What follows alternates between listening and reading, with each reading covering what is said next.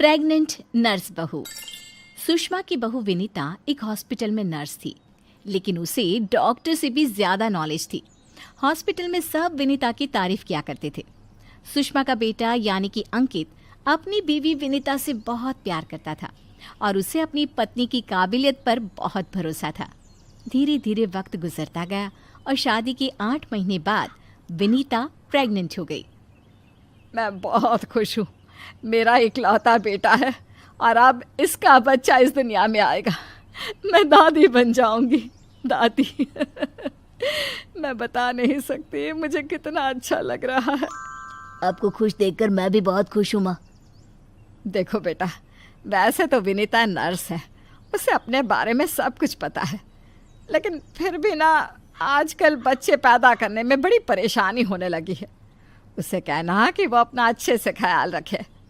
अरे माँ, आप है ना, आपके रहते हमें चिंता करने की क्या ज़रूरत है। मैं तो अपनी बहू का बहुत अच्छे से ख्याल रखने वाली हूँ। उसे अच्छे से खिलाऊंगी पिलाऊंगी, तभी तो मेरा पोता या पोती एकदम हेल्दी पैदा होगा। कुछ दिनों के बाद सुबह के वक्त। अरे विनीता बहू, ये तुम क्या कर रही हो? कुछ भी तो नहीं मम्मी, अपना हेल्थ चेकअप कर रही हूँ। और क्या? लेकिन ये ब्लड प्रेशर की मशीन और ये तुम्हारे हाथ में इंजेक्शन कैसा है? अरे मम्मी जी, मैं अपना ब्लड प्रेशर चेक करके देख रही थी। प्रेग्नेंट होना और ऐसी हालत में ब्लड प्रेशर चेक करना बहुत ज़रूरी होता है। लेकिन बेटा, इन सब कामों के लिए तुम्हें डॉक्टर के पास जाना चाहिए। अपना चेकअप खुद करने की क्या ज़रूरत है? और ये इंजेक्शन किस लिए लाई हो? मम्मी जी, इससे मैं अपना ब्लड सैंपल लूँगी और हॉस्पिटल में जाकर अपना ब्लड चेक करवा लूँगी।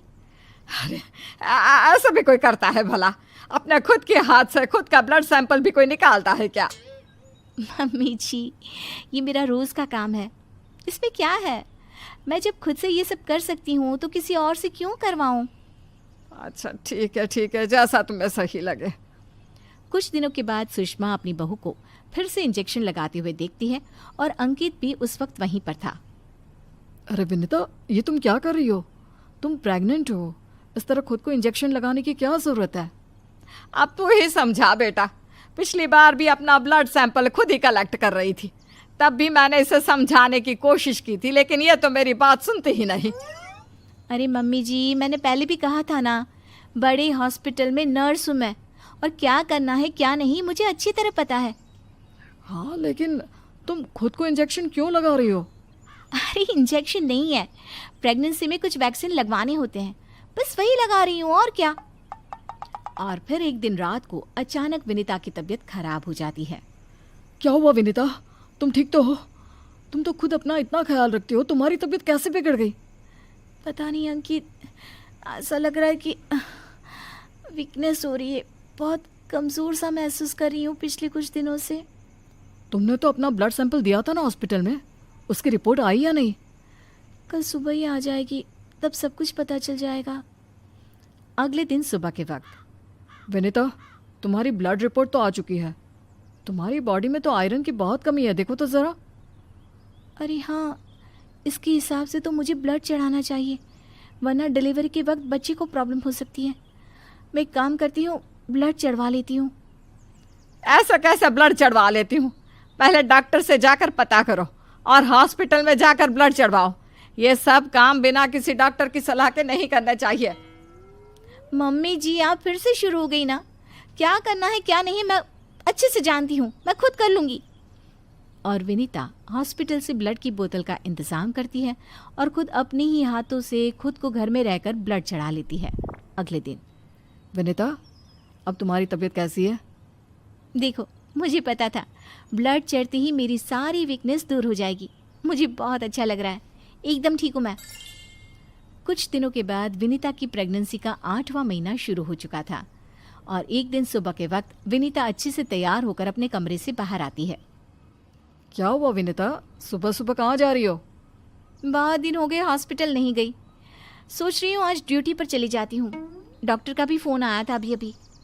लेकिन बेटा, अब तुम्हारा 8वां महीना चल रहा है, ऐसी हालत में तुम्हें घर में आराम करना चाहिए और डिलीवरी करवाने तो बिल्कुल भी नहीं जाना चाहिए। लेकिन क्यों मम्मी जी, डिलीवरी करवाने में क्या प्रॉब्लम है? ये तो मेरा जॉब है। और हॉस्पिटल में दिन रात यही तो करवाती थी। आपने कहा कुछ दिन काम पर मत जाओ, इसलिए नहीं गई।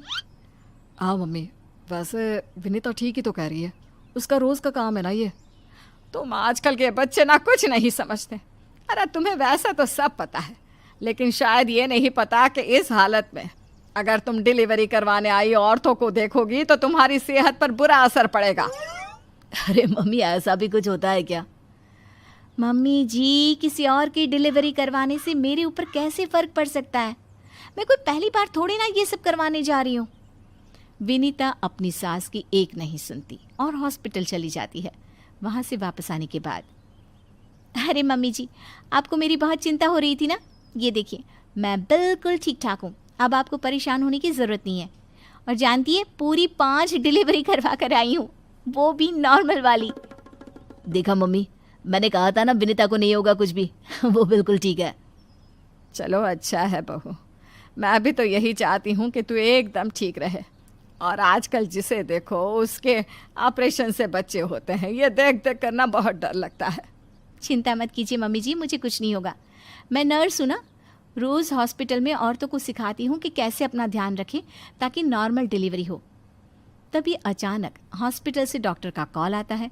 कॉल पर बात करने के बाद, मम्मी जी, एक इमरजेंसी केस आ गया है, मुझे जाना होगा। अरे लेकिन अभी तो आई हो, कैसी डॉक्टर है तुम्हारी? उसे पता नहीं चलता क्या कि तुम प्रेग्नेंट हो? ऐसी हालत में तुम्हें ना बुलाए। अरे नहीं मम्मी जी, डॉक्टर की भी मजबूरी है। कह रही थी काफ़ी सीरियस केस है और हॉस्पिटल में उन्हें किसी दूसरी नर्स पर इतना भरोसा नहीं जितना मुझ पर है। मुझे लगता है कि तुम्हें मना कर देना चाहिए बहू। कुछ नहीं होगा मुझे मम्मी जी, मैं अभी डिलीवरी करवा के आती हूँ। कुछ देर बाद अंकित के पास हॉस्पिटल से फ़ोन आता है। अरे मम्मी, जल्दी हॉस्पिटल चलिए, वहाँ विनीता की तबीयत खराब हो गई है। हे भगवान, सब ठीक करना, मुझे तो पहले ही डर लग रहा था। अंकित और सुषमा हॉस्पिटल पहुँचते हैं। क्या हुआ विनीता को? वो क्या है ना, विनीता एक नॉर्मल डिलीवरी करवा रही थी। केस बहुत ही सीरियस था और उस लेडी को बहुत ज़्यादा प्रॉब्लम हो रही थी। क्योंकि विनीता खुद प्रेग्नेंट है तो वो अचानक से घबरा गई और उसे लेबर पेन शुरू हो गया। लेकिन अभी तो मेरी बहू का सिर्फ 8वां महीना चल रहा है। देखिए, ऐसा हो जाता है। उस औरत को दर्द में देखकर घबराहट की वजह से विनीता को ये हुआ है। अरे डॉक्टर, लेकिन डरने की कोई बात तो नहीं है ना? नहीं नहीं, ऐसा कुछ नहीं, हमने उसे एडमिट कर लिया है। तभी सब देखते हैं कि विनीता अपने हाथ में एक छोटे से बच्चे को लिए बाहर आती है। अरे विनीता, तुम्हारी तो तबीयत ठीक नहीं थी, तुम्हें दर्द हो रहा था, तुम बाहर क्यों आ गई? अरे दर्द हो रहा था तो क्या हुआ, मैंने वो दवाई ले ली जिससे जल्दी आने वाले लेबर पेन रुक जाते हैं।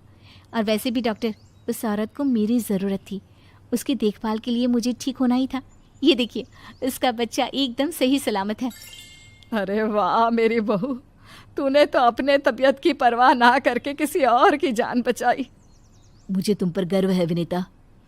ऐसे ही थोड़ी ना वो हॉस्पिटल की सबसे अच्छी नर्स बनी है। मैंने कहा था ना मम्मी जी, मैं नर्स हूँ, मुझे अपने से पहले दूसरों की तकलीफ दिखाई देती है और मैं पहले अपने मरीजों की जान बचाती हूँ, फिर खुद की।